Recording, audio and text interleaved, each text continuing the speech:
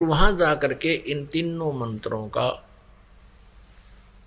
वहां हिसाब होगा, जिसके विषय में गीता जी अध्याय नंबर 18 के श्लोक नंबर 66 में कहा है इस गीता ज्ञानदाता ने कि सर्वधर्मान परित्यज माम एकम शरणम व्रज अहम तवा सर्व पापे भयमोक्षामि मा शुच। जब हैंडल किया जाएगा तो इसी प्रकार इस परमात्मा की सतभक्ति से ये शरीर रूपी गाड़ी स्टार्ट हो जाती है, अंदर की सब क्रियाएं प्रारंभ हो जाती हैं। और कहते हैं फिर इस भक्ति के बल से, योग बल से, भक्ति योग माने साधना, इस तीनों जाप के मंत्र की भक्ति की शक्ति से ये त्रिकुटी पर चला जाता है। ये जीव त्रिकुटी पर जब मृत्यु के समय जब शरीर छूटेगा उसके बाद की बात, अंत समय में फिर वहां जाकर के इन तीनों मंत्रों का वहां हिसाब होगा, जिसके विषय में गीता जी अध्याय नंबर 18 के श्लोक नंबर 66 में कहा है इस गीता ज्ञानदाता ने कि सर्वधर्मान परित्यज माम एकम शरणम व्रज अहम तवा सर्व पापे भयमोक्षामि मा शुच। अपनात्मा इन अनाड़ियों ने, अज्ञानियों ने, तत्व ज्ञानहीन व्यक्तियों ने, जिनको केवल संस्कृत तो आती थी, तत्व ज्ञान से परिचित नहीं थे, उन्होंने यहाँ भी अनरस कर दिए। 18वें अध्याय के 66वें श्लोक में व्रज का अर्थ कर दिया मेरी शरण में आ जा। व्रज माने जाना होता है, आना नहीं होता। सर्वधर्मान परित्यज माम, ये गीता ज्ञानदाता कह रहा है, ये ब्रह्म कह रहा है, ये सर्वब्रह्म कह रहा है जिसका ओम नाम है। ये कहता है कि मेरे सतर की जितने भी आध्यात्मिक यानी धार्मिक पूजाएं हैं, सर्वधर्मान परित्यज माम, मेरे सतर की सब पूजाएं, परित्यज माने छोड़ दे, माम माने मुझ में, मेरे में मेरे सतर की जितनी पूजाएं हैं वो सब त्याग दे। एकम शरणम व्रज, एकम अद्वितीय परमात्मा जिसके बराबर दूसरा ना हो, सर्वशक्तिमान उस परम अक्षर ब्रह्म की शरण में व्रज माने जा। अहम तवा सर्व पापे भय मोक्षामि मा शुच, अहम तवा सर्व पापे भय मोक्षामि मा शुच, कि फिर मैं तुझे सब पापों से छुड़वा दूंगा, तू चिंता मत करे। पुण्यात्माओं,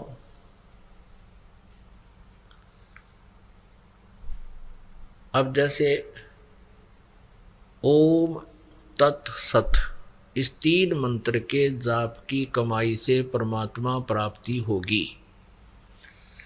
हम ओम नाम है ये ब्रह्म का, हम क्या करते रहे, ओम नाम यानी ब्रह्म साधना करके ब्रह्मलोक को प्राप्त कर लेते।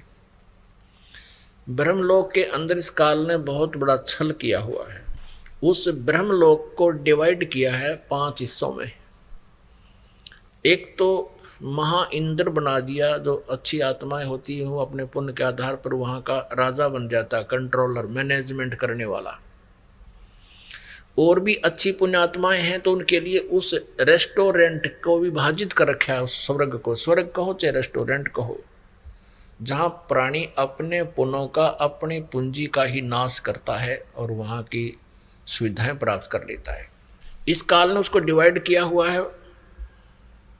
महा इंद्र का लोक, उसके ऊपर फिर 4 नकली लोक बना रखे हैं। सतलोक नकली, डुप्लीकेट, ऊपर के लोकों की नकल करवा रखी है दुर्गा से, अपनी शक्ति से इसने बनवा रखे। नकली सतलोक, नकली अलखलोक, नकली अगम लोक और नकली अकह लोक बनवा रखे हैं। तो जो पुण्यकर्मी प्राणी हैं, जो जिन्होंने ओम नाम का जाप अत्यधिक किया हुआ है, वो ब्रह्मलोक में चले जाते हैं और उस रेस्टोरेंट में अपनी पूंजी खत्म करके वापस जन्म मृत्यु में आ जाते हैं। तो हम ऐसे अपना नाश करते रहे भक्ति का, पुण्यों को स्वर्ग में, महास्वर्ग में नष्ट कर देते और पाप जो होते थे उनको नरक में भोगते या 84 लाख योनियों में भोगा करते थे। अब परमात्मा के मंत्र से, इस 2 मंत्र के जापते सतनाम से और साथ में सार नाम के प्रभाव से हमारे सभी पाप नष्ट हो जाते हैं। हमारे केवल पुण्य शेष रह जाते हैं, भक्ति शेष रह जाती है। तो हम क्या करते रहे, ओम नाम का जाप तो स्वर्ग में नष्ट कर दिया, बाकी पाप नरक में 84 लाख योनियों की, कुत्ते गधे सूरों की शरीरों को भोगते रहे, हम कष्ट उठाते रहे उन पापों के कारण। यहाँ 18वें अध्याय के 66वें श्लोक में गीता ज्ञान दाता स्पष्ट कर रहा है कि मेरे सतर की ओम नाम की जो साधना पूजाएं हैं, धार्मिक अनुष्ठान पूजाएं हैं, जो धर्म धार्मिक क्रियाएं हैं, या ये यज्ञ आदि है, 5 यज्ञ है, मेरे सतर की हैं ये, इनको मुझ में छोड़ दे, इनका प्रतिफल मत ले मुझसे। क्योंकि हम स्वर्ग में नष्ट करते थे, महास्वर्ग में वेस्ट करते थे, या संसारिक सुख मांगते थे, ये मुझ में दे दे, इसके बदले में मैं अपना टैक्स तेरा, क्योंकि हम काल के लोक में रह रहे हैं, ये कहता है तेरा ये जितना भी मेरा कर्जा है तेरा, इससे मुक्त कर दूंगा तुझे। और फिर तू उस सर्वशक्तिमान एकम शरणम व्रज माने जा। जैसे गीता जी अध्याय नंबर 18 के श्लोक नंबर 62 में भी इसी परम अक्षर ब्रह्म की शरण में जाने को कहा है, ना कि श्री कृष्ण जी ने अपनी शरण माने को नहीं कहा। यदि ऐसा कोई बताता है तो स्वयं भी भ्रमित है और मानव समाज को भी वो गुमराह कर रहा है, दिग्भ्रष्ट कर रहा है। वो अज्ञानी व्यक्ति है, उसके उस अज्ञान को सुनकर जीव अपना जीवन नष्ट कर जाता है।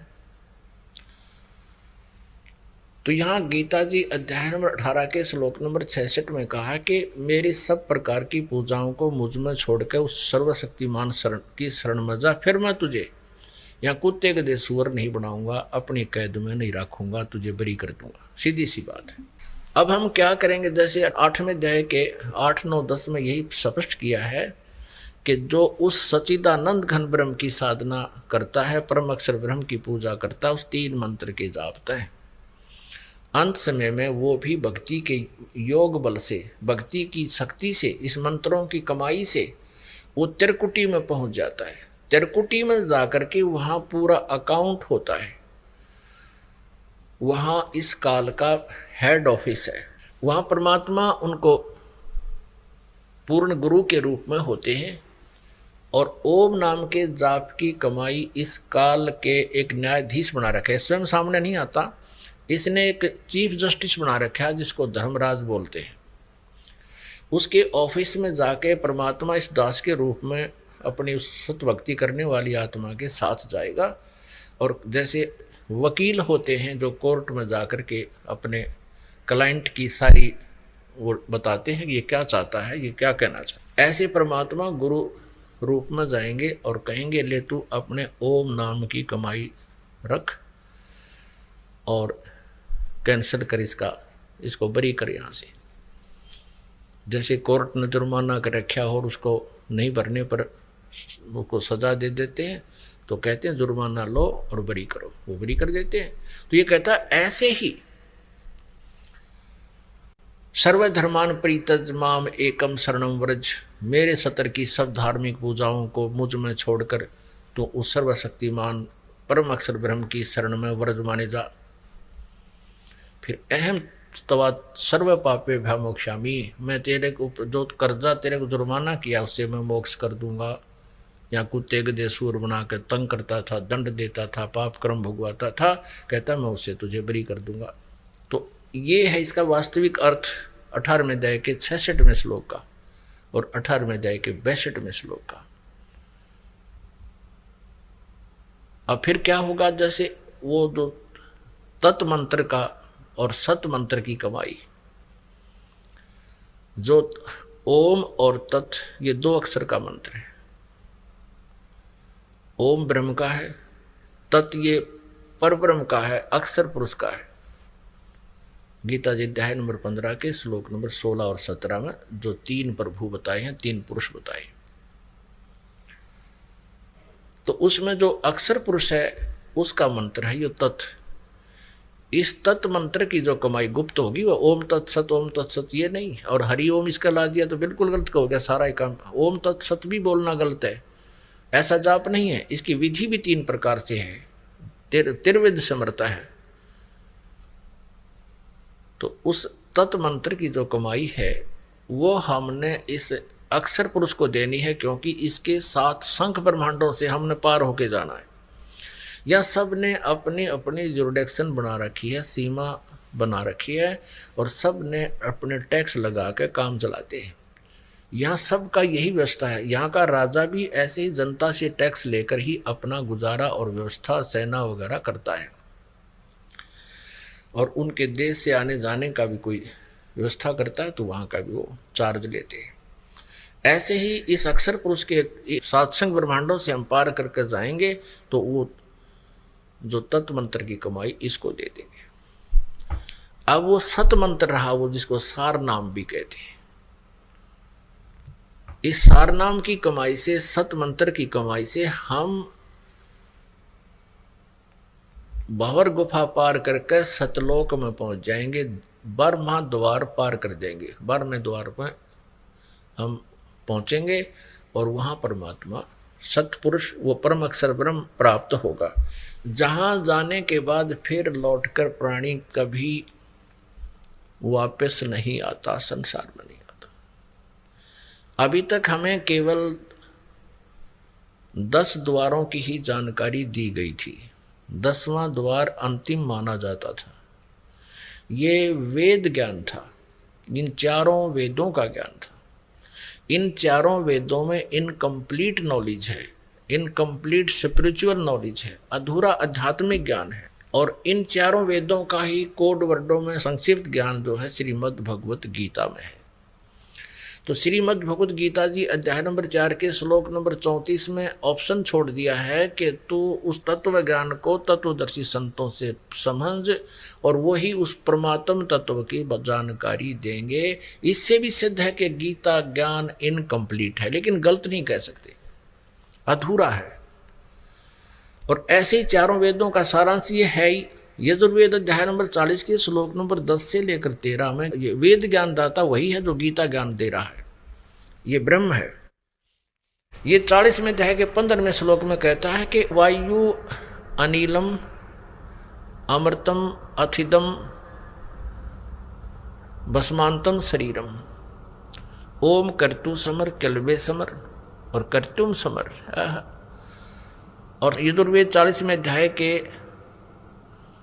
17वां श्लोक अंतिम श्लोक है यजुर्वेद का, और अंतिम अध्याय है 40वां। उसके लास्ट में निर्णय कर दिया है कि वो परम अक्षर ब्रह्म, वो जो उत्तम पुरुष, वो परमेश्वर तो गुप्त है, वो पूर्ण परमात्मा तो गुप्त है, प्रोक्ष है। और मैं ब्रह्म हूँ, मेरा ओम नाम है, और मैं ब्रह्म लोक में रहता हूँ, व्यापक हूँ। अहम खम ब्रह्म, ओम मेरा अक्षर है, मेरा मंत्र है, और मैं ब्रह्म उस ब्रह्मलोक रूपी दिव्य आकाश में रहता हूँ।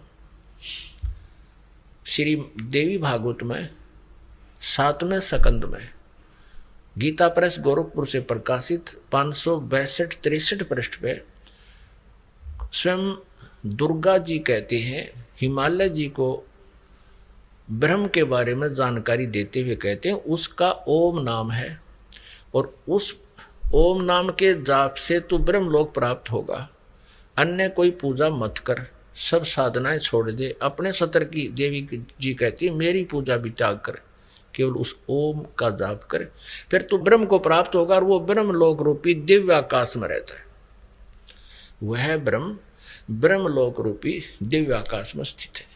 ऐसे यजुर्वेद अध्याय नंबर 40 के श्लोक नंबर 17 में कहा है मैं तो ब्रह्म हूं, अहम ब्रह्म खम ओम, मेरा ओम नाम है, और मैं उस ब्रह्मलोक रूपी दिव्य आकाश में सचित हूं, अंतरिक्ष में।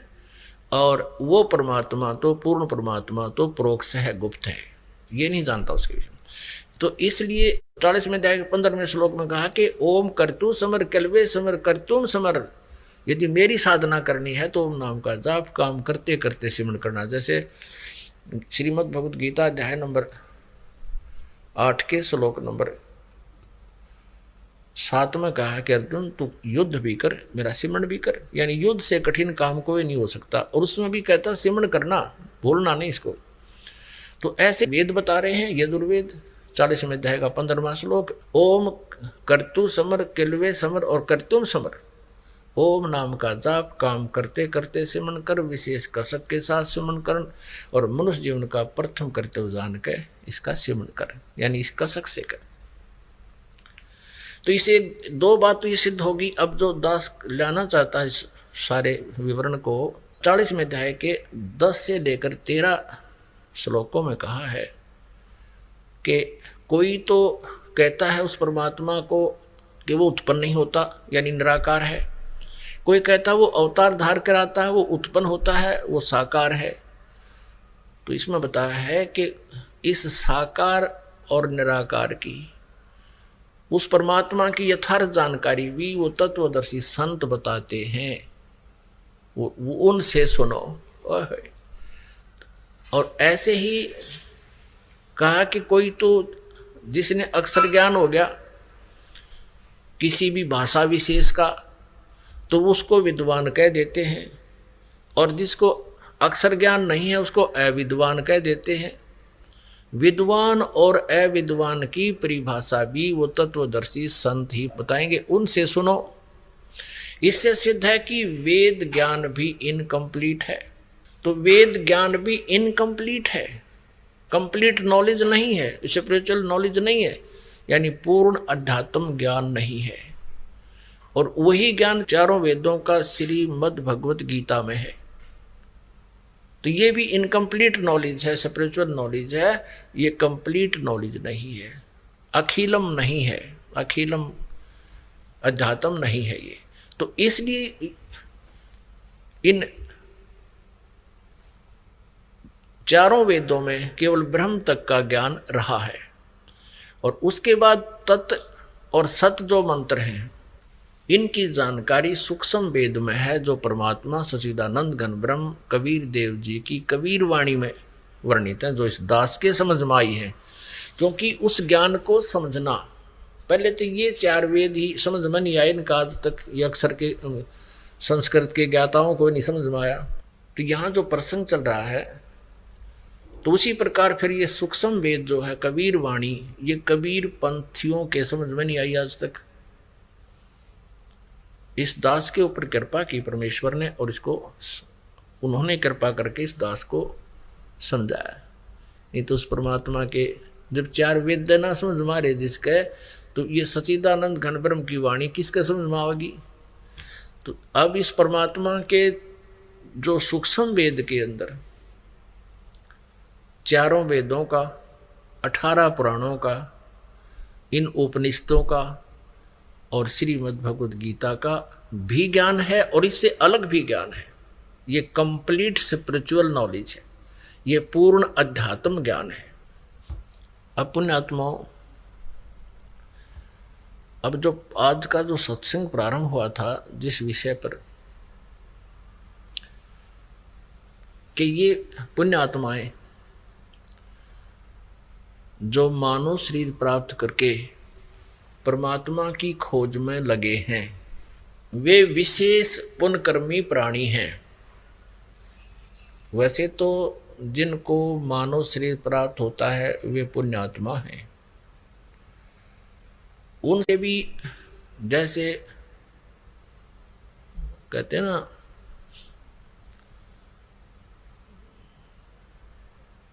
उनसे भी जो श्रेष्ठ हैं, उनसे भी जो अच्छी आत्मा है, विशेष अच्छी आत्माएं हैं, वो हैं जो परमात्मा पाने का प्रयत्न कर रहे हैं, मनुष्य शरीर पाकर।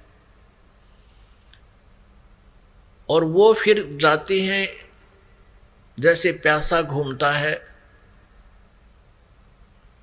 पानी की तलाश में, पानी की खोज में, जल की खोज में, और अंत में उसको जल न मिलने से वो प्यास से मर जाता है। ऐसे ही जो प्रभु के प्यासे प्राणी जल स्रोत जानकर, क्योंकि परमात्मा आता है वो संत रूप में आता है, ये पहले से भी आप जी सुनते आए हो। कहते हैं ना जाने किस भेख में भगवान मिल जावे, किस भेष में। मनुष्य शरीर में परमात्मा है और यहाँ भी वो एज इट इज अपने तेज पुंज के शरीर को हल्का करके सरल करके एक यहाँ पर आता है, लीला करता है, अध्यात्म ज्ञान तत्व ज्ञान को बोलता है, समझाता है। तो ये सभी को ये मालूम है आत्मा को कि वो परमात्मा संत रूप में आता है, और जब वो संत रूप में आता है तो वो भगवान उसकी शरण में आने से, उस संत की शरण में आने से उसको विशेष लाभ होता है। और वो परमात्मा यानी पूर्ण ब्रह्म, अब पूर्ण ब्रह्म ऑब्लिक पूर्ण संत सतगुरु। अब परमात्मा हमने मानना छोड़ दिया कि भगवान नहीं होता, वो तो परम संत होता है जो प्रभु जैसे गुण रखता है। वो कैसे हमने ये अज्ञान ग्रहण किया? इन अज्ञानियों की अज्ञान सिद्धांत के आधार से। जैसे 11 उपनिषद हैं, इन 11 के 11 उपनिषद में सबके मत भिन्न भिन्न है, अनुभव अलग है, उनके ज्ञान, उनके जाप करने के मंत्र अलग हैं। तो सभी ने ये कहा कि परमात्मा तो निराकार है, और संत जो परम संत होते हैं वो अपनी साधना से उसकी शक्ति ग्रहण कर लेते हैं और फिर वो लाभ देते हैं। ये इन अज्ञानियों की सोच है। परमात्मा वाला लाभ परमात्मा ही दे सकता है। परमात्मा की भक्ति करके कोई भिखारी थोड़ी सी कोई भीख मांग भी लेता है तो वो कितनों को सुख दे सकता है उस भीख से, जो परमात्मा दे सकता है। तो परमेश्वर स्वयं आते हैं, एक सिंपल मैन की तरह रहते हैं। ये भी स्पष्ट करते हैं ऋग्वेद मंडल नंबर 1 और सूक्त नंबर 31 मंत्र 17 में स्पष्ट किया है कि वो मनुष्यवत अग्नि, वो परमात्मा, हे परमेश्वर आप मनुष्य की तरह आते हो, आपकी लीला में ऐसा लिखा है। आप प्रत्येक युग में पहले भी आए हो और फिर उसी रूप में आइए और हमें दर्शन दीजिए और हमारा अज्ञान हटाइए, हे मनुष्यवत, हे मनुष्य जैसे भगवान। तो यहाँ क्या बताया है कि ये प्यासी आत्मा कोई मंदिर में जाते हैं, कोई मस्जिद में जाते हैं दुख निवारण या परमात्मा पाने के लिए, धनी बनने के लिए, कोई गुरुद्वारों में जाते हैं, कोई चर्चों में जाते हैं। इसके अतिरिक्त कोई ना कोई अनुष्ठान यज्ञ आदि भी करते रहते हैं। इसके अतिरिक्त कोई पर्वत पर जाते हैं, किसी गुफा में पता लगता है कि वहाँ कोई साधु संत रहते हैं, वहाँ जाते हैं। या कोई तीर्थों पर जाते हैं। तीर्थ क्या है? जहाँ पर कोई संत ऋषि साधक ने अपनी साधनाएं की हैं या कोई विशेष घटनाएं वहाँ घटी हैं, वो यादगारें हैं, तो वहाँ जाते हैं उस परमात्मा के पाने के लिए और संकट निवारण कराने के लिए। और कुछ किसी अन्य अनुष्ठान को भी करते हैं। अब परमात्मा अपनी सच्चिदानंद घनब्रह्म की वाणी में कहते हैं कि पर्वत पर्वत में फिरा, अपनी महिमा आप बताओ परमात्मा, आप आरती आप साजे, आप किंगर आप बाजे, आप ताल झां जनकारा, आप नचे आप देखण हारा। कहे कबीर ऐसी आरती गाऊं, आप मध्य आप समाऊं। अब अपनी महिमा मालिक ने अपने ऊपर ही बोल के सुनानी पड़ी, क्योंकि दूसरे को कोई कह दे तो वो नाराज हो जाता था, सुनता नहीं था। आप ही वो एक अच्छे भक्त की भूमिका करते हैं कि एक दास रूप में भक्त को कैसे रहना चाहिए यदि उसने परमात्मा पाना है, और आप ही एक श्रेष्ठ नागरिक के रूप में लीला करते हैं, और आप ही वो जगत गुरु होते हैं, सतगुरु होते हैं। भगवान तो वो स्वयं है ही है, परमात्मा तो वो है ही है। तो क्या बताते हैं, स्वयं ही अपना भेद देने के लिए कहते हैं कि कहाँ तुम घूम रहे हो, कोई पर्वत पे, कोई पहाड़ों पे, कोई गुफाओं में, कहीं कुछ, कहीं परमात्मा के लिए भटक रहे हो। कहते हैं पर्वत पर्वत में फिरा, कारण अपने राम में, राम जैसे संत मिले हैं, जिन सारे सब काम।